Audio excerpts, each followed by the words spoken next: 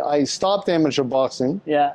I decided to get a pretty good job in Arizona. I went there. One of my fellow employees was a pro boxer. He had a bit of a journeyman, but a super nice guy. And he's like, one day he said, let's go to my gym. So I went with him, and he trained in the All Armed Forces Boxing Gym in Fort Huachuca.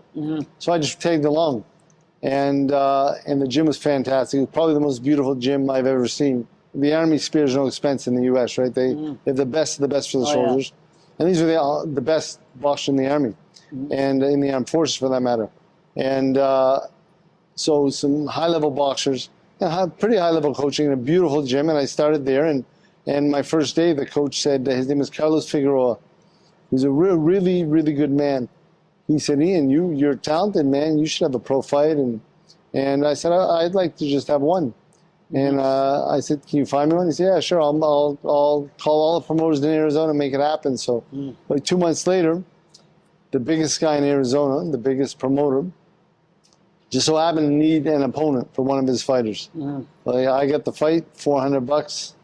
And the coach said, Coach Figueroa said, not a good opponent. He's tough. He's been around, and the pay is not very good. And pass on this one.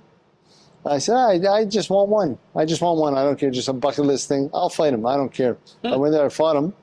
At the Webb Theater in Phoenix, Arizona, and it was packed, full of people. Yeah. People were. I had my old Team Canada trunks on. They were white, but they were blood-stained pink at this point. You know how it gets, right?